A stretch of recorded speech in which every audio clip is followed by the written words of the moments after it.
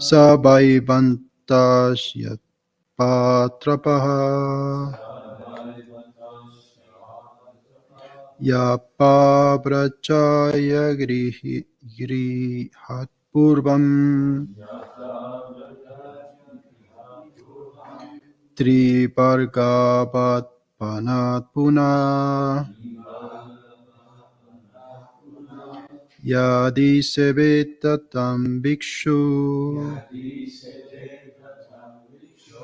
sabaivantasya patrapa yaprachaya grihat purvam Tribhargavat panat puna yadi sevetatam bhikshu sabaivantasya patrapaha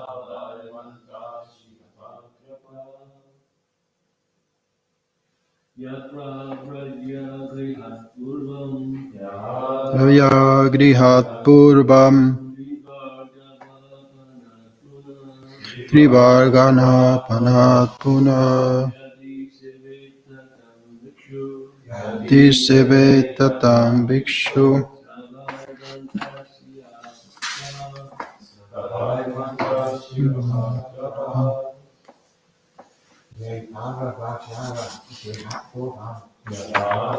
Daryaya purvam Tribhargavat panapuna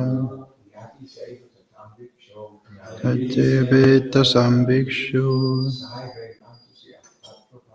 Sabaivantasya patrapa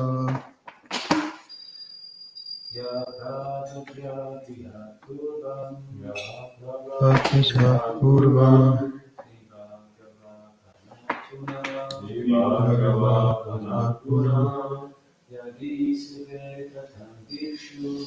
Tisevetatam bhikshu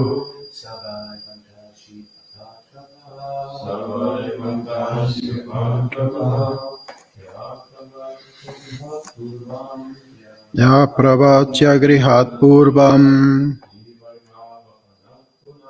Trivargava panatpuna Yadi sevetatam bhikshu Sabaivantasya patrapa Yaha one who Prabhratya been finished for good and living for the forest, being situated in transcendental bliss.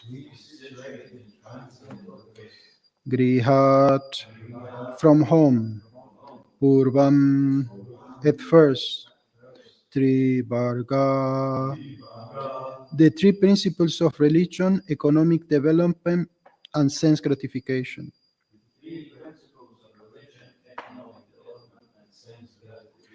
Avapanat from the field in which they are sown.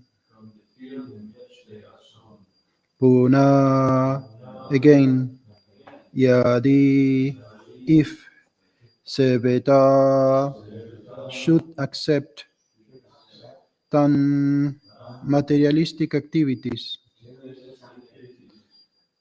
Bhikshu, a person who has accepted the sannyas order. Saha, that person, by indeed, Vanta Ashi, one who eats his own vomit. Apatrapa, without shame. One who accepts the sannyas order gives up the three principles of materialistic activities in which one indulges in the field of household life, namely religion, economic development, and sense gratification. one who first accepts sannyas but then returns to such materialistic activities, is it to be called a bantasi, or one who eats his own vomit? He is indeed a shameless person. Purport by His Divine Grace, Sexy Bhaktivedanta Swami Srila Prabhupada Ki Jai. Materialistic activities are regulated by the institution of Varna Ashram Dharma. Without Varna Ashram, materialistic activities constitute animal life. Yet, even in human life, while observing the principles of Varna and Ashram, Brahmana, Kshatriya, Vaishya, Shudra, Brahmacharya, Grihastha, Vanaprastha, and Sannyas, one must ultimately accept sannyas, the renounced order, for only by the renounced order one can be situated in Brahma Sukha, or transcendental bliss. In Brahma Sukha, one is not longer attracted by lusty desires. Indeed, when one is not longer disturbed, especially by lusty desires, for sexual indulgence, he is fit to become a sannyasi. Otherwise, one should not accept the sannyas order. If one accepts sannyas at an immature stage, there is every possibility of being attracted by woman and lusty desire, and thus again becoming so-called grihastha, or a victim of women. Such a person is most shameless, and he is called bantasi, or one who eats that which has been already vomited. He certainly leads a condemned life. In our Krishna conscious movement, it is advised, therefore, that the sannyasi and brahmachari keep a strict aloof from the association of women, so that there is no chance of their falling down again as victims of lusty desires. Ya brachaya griha purvam tribhagava panapuna yadi sevitatam bhikshu sabhaivantasya patrapaha. Translation again. One who accepts the sannyas order gives up the three principles of materialistic activities in which one indulges in the field of the household life, namely religion, economic development, and sense gratification. One who first accepts sannyas but then returns to such materialistic activities, is it to be called bantasi, or one who eats his own vomit? He is indeed a shameless person. Om Jnanati Mirandasya Gnana Shalakaya Surimilita Jnana Tasmai Shri Gurave Namaha. Jai Shri Krishna Chaitanya Prabhu Nityananda Sri Advaita Gadadhar Srivasadi Gaura Bhaktavrinda. Hare Krishna, Krishna Krishna, Hare Hare, Hare Rama, Rama Rama, Hare Hare.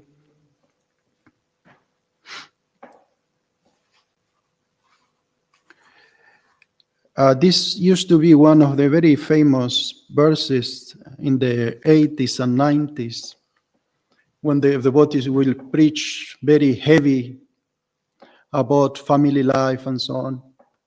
So they were saying, yeah, you're going to eat your own vomit. Like this used to be this very common, this type of preaching. But here it is explained that the Varnashram system is very scientific method for elevating the person to a higher consciousness.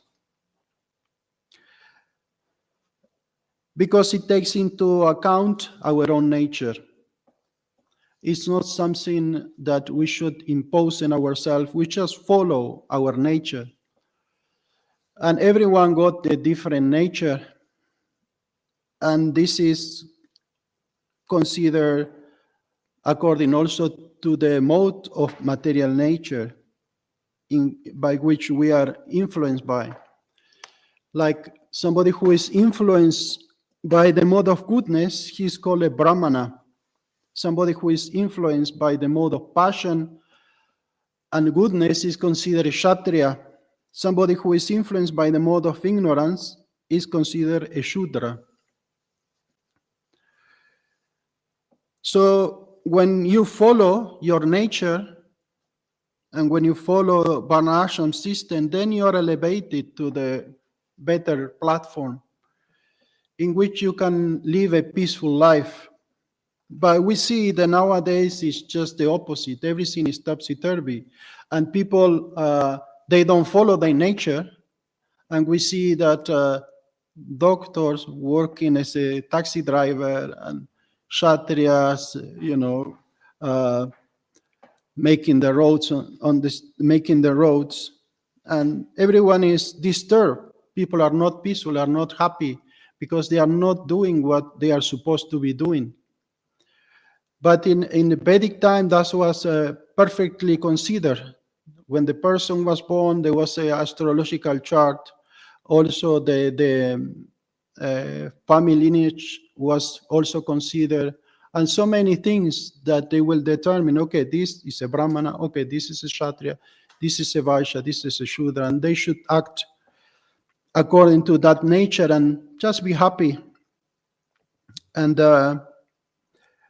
but there is another nature, or there is another Varna Ashram, which is even more important, and it's called Daivi Varna Ashram, which is a divine nature, which is inherent of every living entity, and that is that everyone is a servant of Krishna, despite their inclination towards a particular type of job.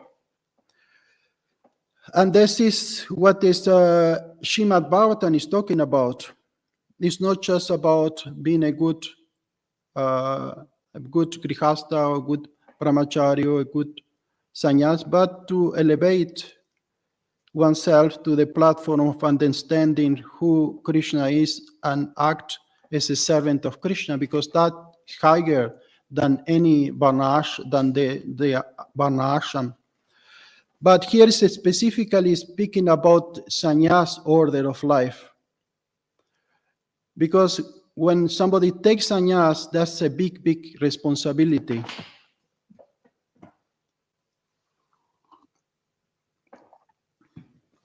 It's not like the other ashram, you should be irresponsible, but when you take sannyas, you are under a magnifying glass. Everyone is looking how you do, how you walk, how you eat, how you sleep. Everyone is keeping an eye on you. And that's why it is emphasized that unless you are qualified, you should not be taking sannyas. In fact, there are 5 activities which are forbidden in Kali Yuga. Do you remember any of them? Alan, do you remember any of the things which are forbidden for Kali Yuga?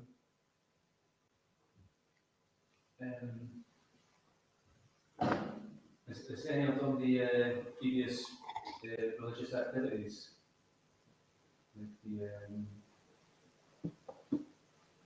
Like people used to do like lots of meditation or fire sacrifice. No, that's a different. Do you remember any, Reynolds? Okay, we know taking sannyasa is one of the things that is forbidden in Kali Yuga, but we'll talk in the end about it. But there are other things which are forbidden in Kali Yuga. One of them is Asvamedha Yagya, to perform Asvamedha Yagya. And we see in the pages of Srimad Bhagavatam how these big kings and rishis, they were performing these yagyas in the past to get great status in society. We see Pritha Maharaj, we see so many Daksha, they were performing those sacrifices.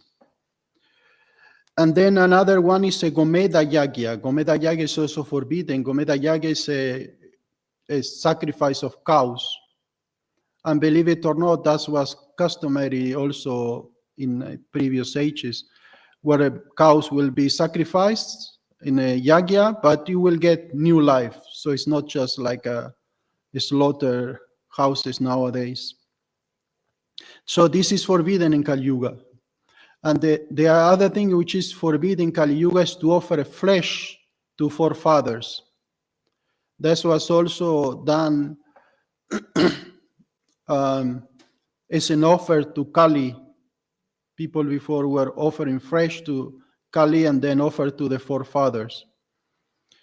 Also, the fourth thing which is forbidden in Kali Yuga is to, like, there could be a situation where a household could not get kids, and then they could have a kid with the wife could have a kid with the brother of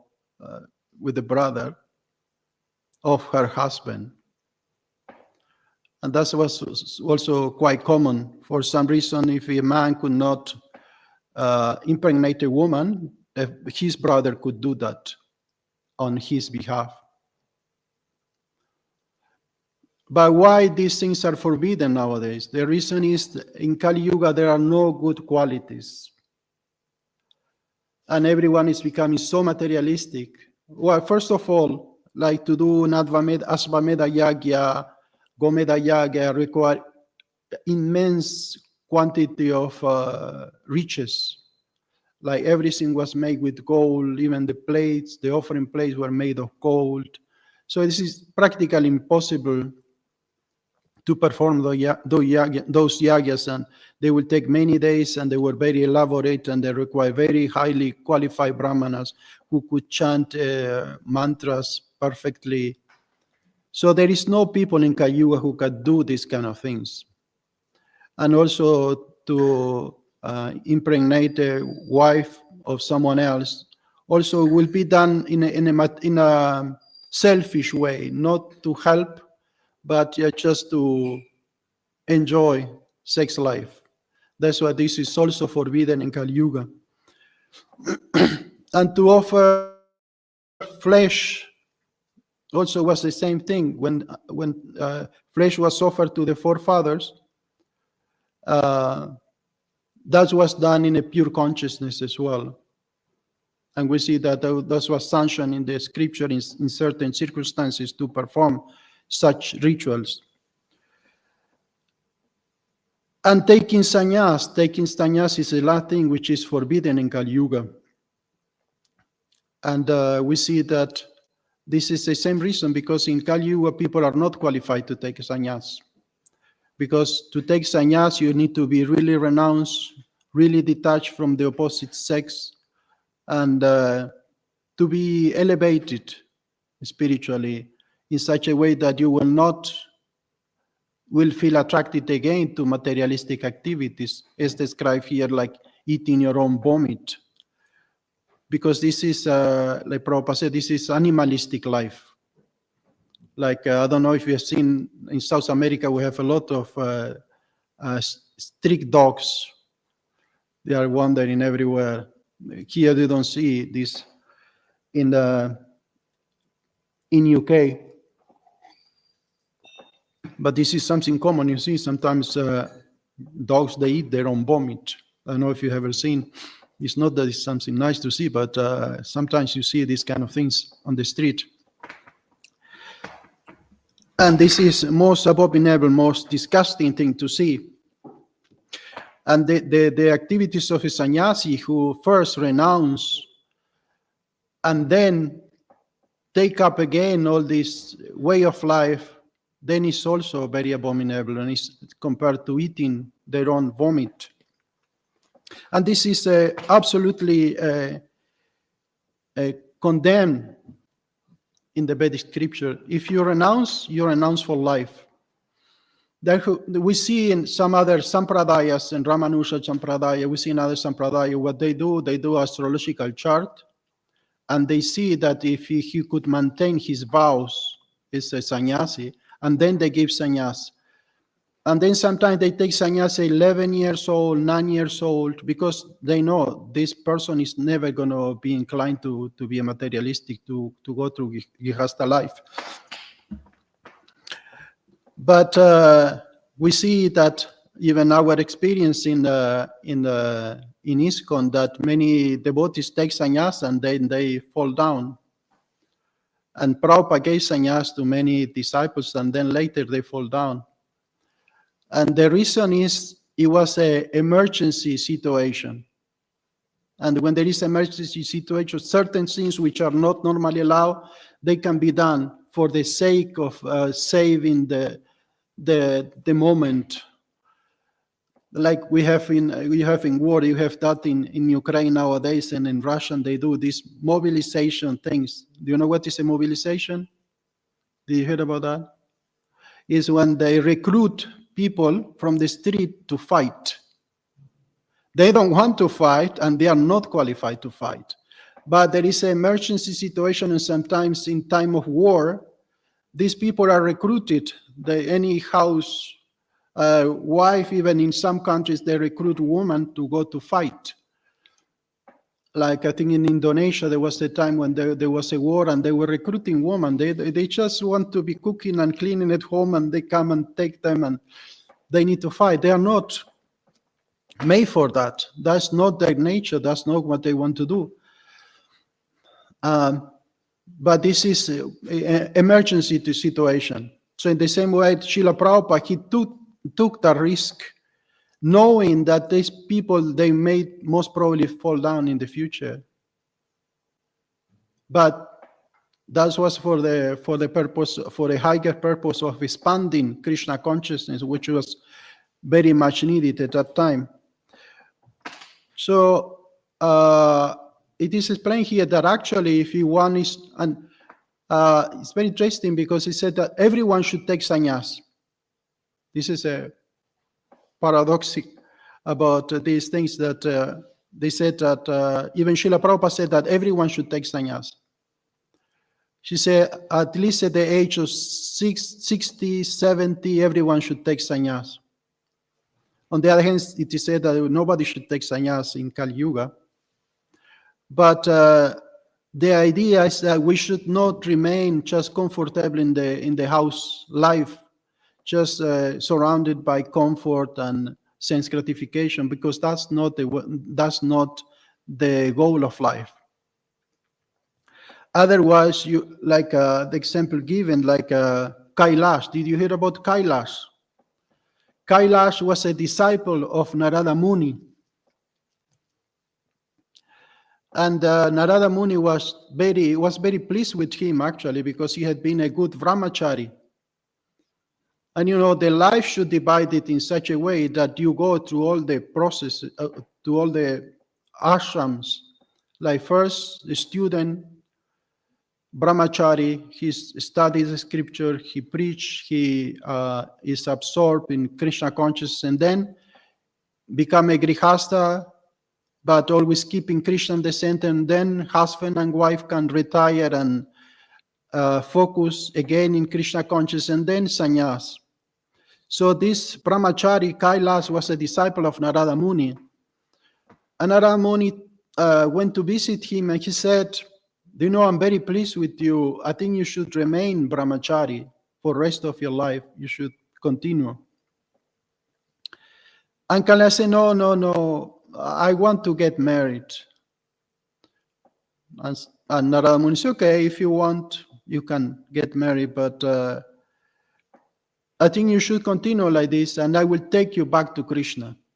I will personally take you back to Krishna.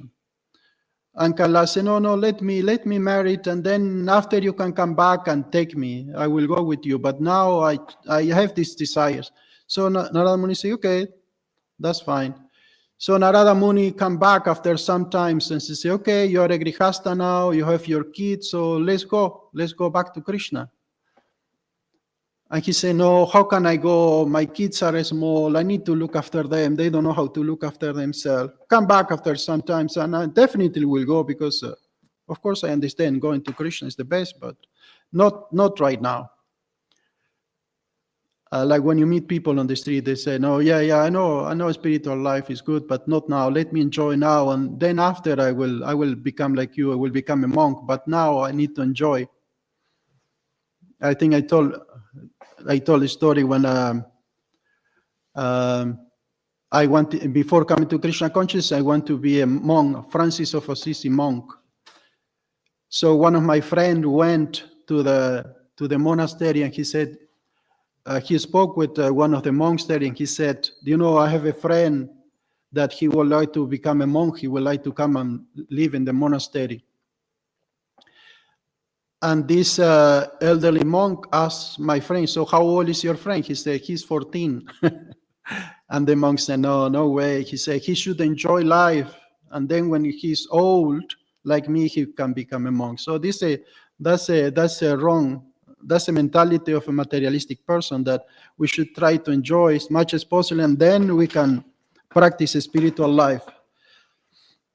But Prahlad Maharaj is saying the opposite.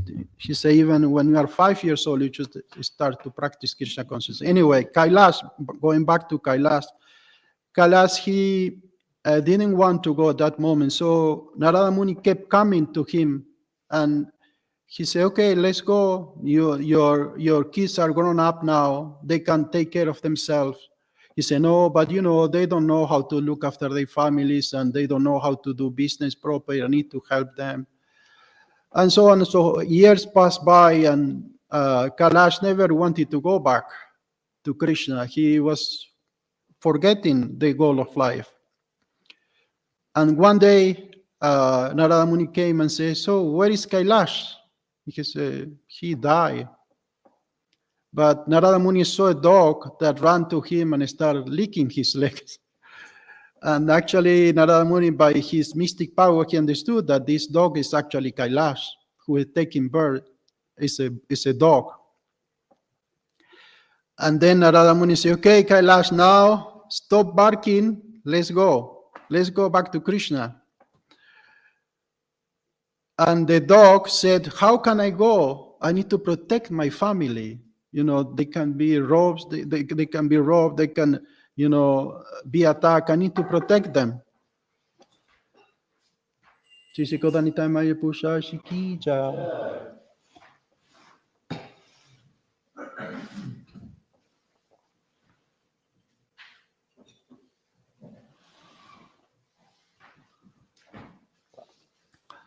I need to protect my family. I cannot now. After I leave my body of a dog, I can come with you. But now I cannot. Just wait a little bit longer. So Narada Muni left, and one day he came back. He said, "Where is the dog?" And the dog was gone. He said, "Kids say, I don't know. One day it just disappeared. We don't know where this dog." But he noticed that there was a snake there. And he understood that actually the dog had died. Kailash had died as a dog, and he had taken the body of a snake. And he said, "Okay, Kailash, what lower you can get now? Just let's go back to Krishna." And Kailash said, "No, I still need to protect my family. If somebody attacked them as a snake, I can, help them." And Narada Muni said, "Okay, I will help you." So he starts shouting, "A snake, a snake, a snake." So everyone, all the kids, their own kids, they came and started beating up the snake with the sticks. And Kailash said, "Okay, take me. Now I can go."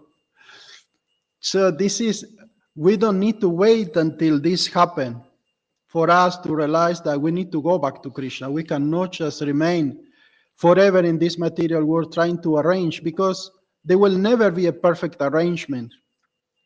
And that's why people get attached to the last second of their life until, they just they have the last breath. And everyone remain attached until the last moment. But the goal of life is to awake, to go to Krishna as soon as possible.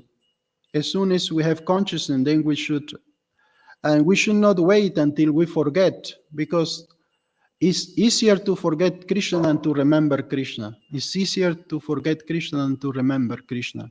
And we have also the example, the very famous example that Srila Prabhupada gave, that when Indra became a hawk, do you remember this? And he was enjoying life, he had his family, and he didn't want to come back. Even Lord Shiva came and said, tried to pursue him to go. And he said, Brahma, they are waiting for you. Indra, they are waiting for you. There are so many duties to be performed in the heavenly planets. And Indra said, no, but I need to look after my family. I cannot do this. And then there are some versions. One of them is that Shiva took his trident and he killed the hawk. This is one of the versions I heard. And then he regained his consciousness and understood, what happiness you can get is a hawk just eating a stool and lying on the mat. So this is the whole purpose of Vaishnava Ashram, that we elevate gradually our consciousness to the point of taking sannyas. And they said that when you take sannyas, if you are taking sannyas honestly and is your nature, and you can remain as a sannyas, and then this is the highest perfection from the Varna Ashram point of view. And this is where Prabhupada said here, where you can experience the highest bliss. But that is not forced. That should not be forced. That should be something natural. But Prabhupada recommend that everybody should take sannyas. Everybody should take sannyas at one point in their life. When I was trying to read something yesterday about sannyas, I opened Prabhupada Shishamrita. This is 3-volume books of letters by Srila Prabhupada. And the first word I saw is sannyas. I just opened randomly, and the first word I saw is sannyas. So I said, okay, so I should say this in the class, because this is... and this is a letter that Srila Prabhupada sent to one of female disciples, Indira, that her husband wanted to take sannyas. So Srila Prabhupada says, so if you are afraid of your husband taking sannyas, I shall not give him sannyas order at any time. Be rest assured, your husband is already household sannyas, because he has no other business than to serve Krishna. You can be living peacefully with husband and children and always engage in Krishna consciousness. One should become a sannyas by action, not by dress.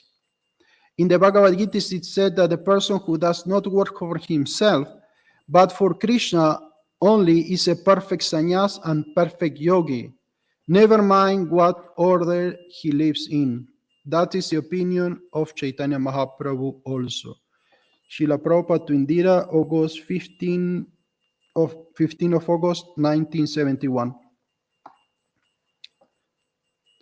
So Prabhupada clearly said that sannyas is measured by actions and not by dress. It's not by dressing in orange you become automatically a sannyas. That is only external, but sometimes people think that if you dress, that's enough. If you're dressing like a sannyasi, that's already enough. But that's not the criteria that is used to define a sannyas. Sannyas is by action, and whoever is acting in Krishna consciousness, he is considered a sannyas, even though he may be externally a household person. So the whole point, in any case, of Varna Ashram is to develop the attraction for Krishna and to diminish our attraction to material activities. Vasudeva Bhagavati Bhakti Yoga Prayoshita. He said that the more you increase our attraction for Vasudeva, then automatically and in the same degree we diminish our attraction for the material world. So this is what is explaining here.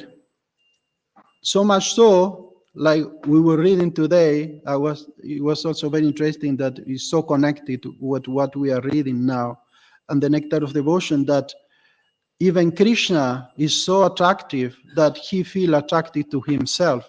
And he was looking in the reflection, and he said, "Who is this beautiful person?" Did you ever happen to you? You look at the mirror and say, "Who is this beautiful person?" Did you ever? I don't think so. Oh, it's me. I didn't know. I'm so beautiful. But this happened to Krishna. Krishna was looking reflection, and he trying to understand how I'm so attracted that I am attracting the most beautiful person, who is Srimati Radharani. And we see that even the most beautiful person in this material world, even Miss Universe, it doesn't attract to everyone, and definitely doesn't attract other species of life. But when Krishna is walking in Vrindavan playing his flute, everyone is attracted. They say that the flock of birds, when they hear the flute of Krishna, they stop flying. Even the Yamuna, the waves of the Yamuna, they stop flowing when they hear the flute of Krishna. Even when the calf is drinking milk from the mother, they stop drinking just by hearing the flute of Krishna.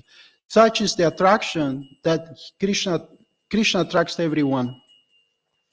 Whereas in the material world, you can attract 1 or 2 person or 1 million person, but you cannot attract everyone, and definitely you cannot attract other species. But Krishna attracts everyone.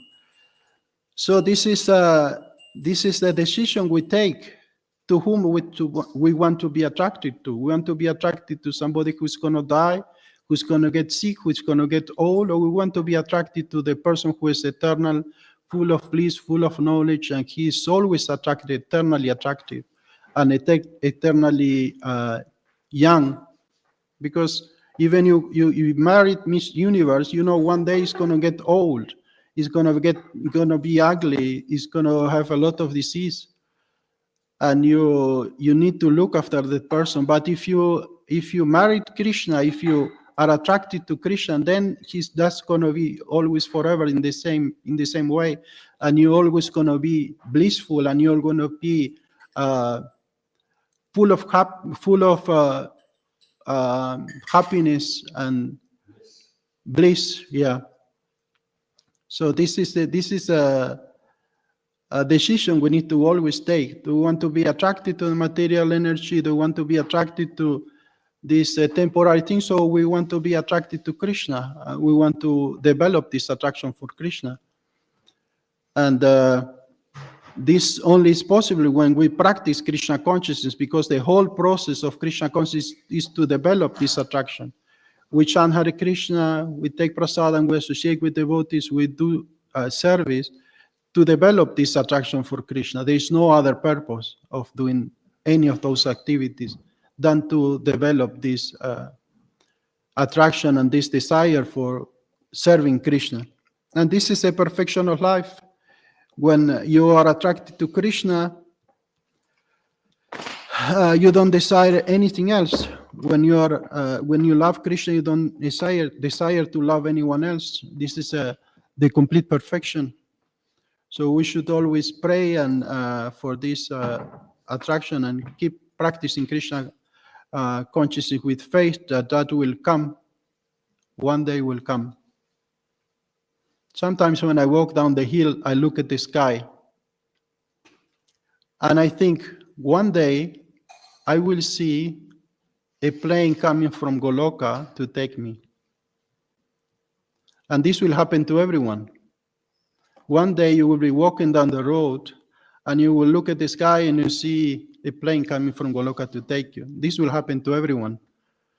One day, maybe in 100 years, maybe in 100 lifetime, but this will happen. So we should be hankering for this kind of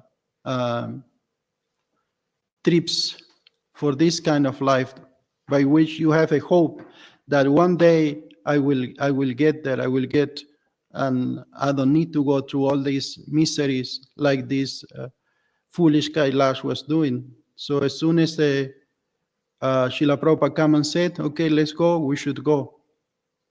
And that's what Krishna wants. Krishna wants that everyone come to him. It is said that actually Krishna has more desire that we go back to him than any desire we can ever have of going back to Krishna. So Krishna is waiting for us. And this is so nicely described in so many scriptures that Krishna is waiting. And as soon as you arrive there, Krishna come and embrace you like a father you didn't see for such a long time, and this is the moment of happiness, and this is something we should always be hankering for. Anyway, that's my thoughts for today. Do you have any questions or comments?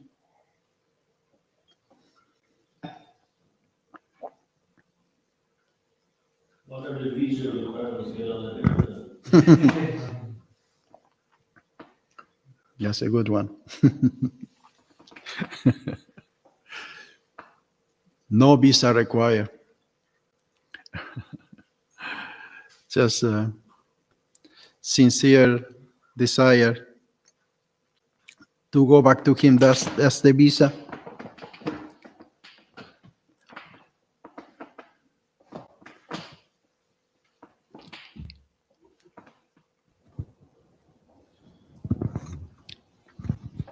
Could someone's desire to serve the conditioned souls on the planet override their desire to go back to Godhead? Could someone be willing to serve, or could this be a material attachment?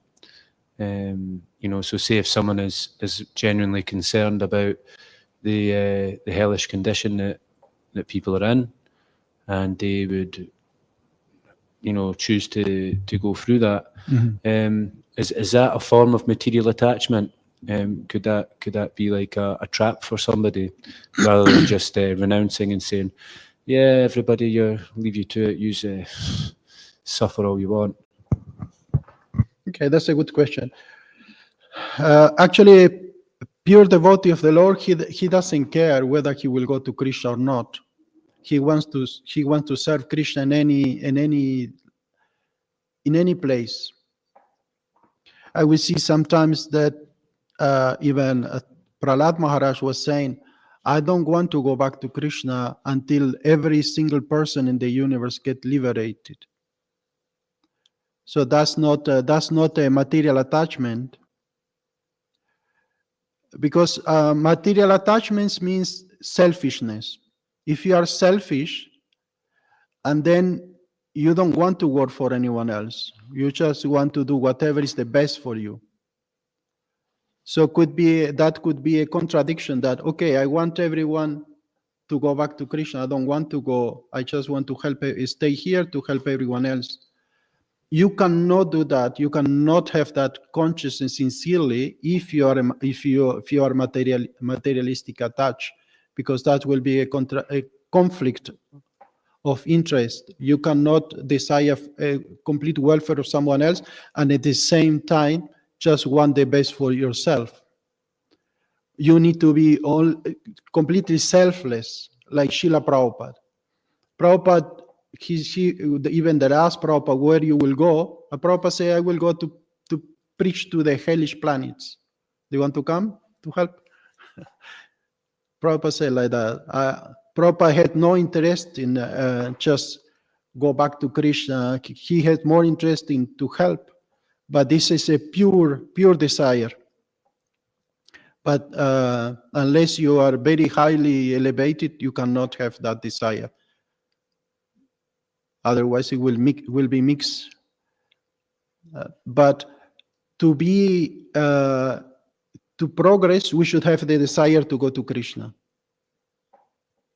And then that will help us to elevate ourselves, just to have that desire. I want to go to Krishna. But then when you are liberated, you can go to Krishna, or you can stay like Srila Prabhupada to help others. But this is a very pure consciousness, and it will come naturally. You want to say something, Renis? No. No, just that, we wish that you stay at your obligation with the Krishna, what do you want to do? How do you want to do it?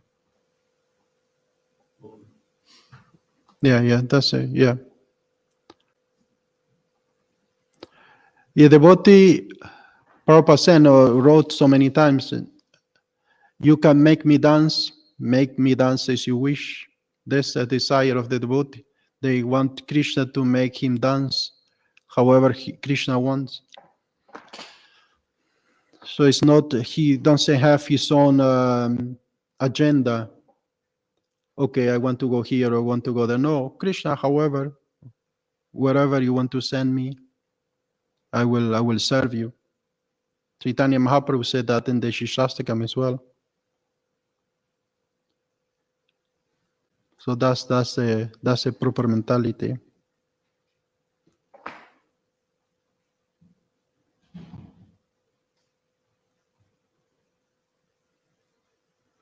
Okay, so we finish here. Thank you very much. Srila Prabhupada ki jai. Gaura Bhakta Vrinda ki jai.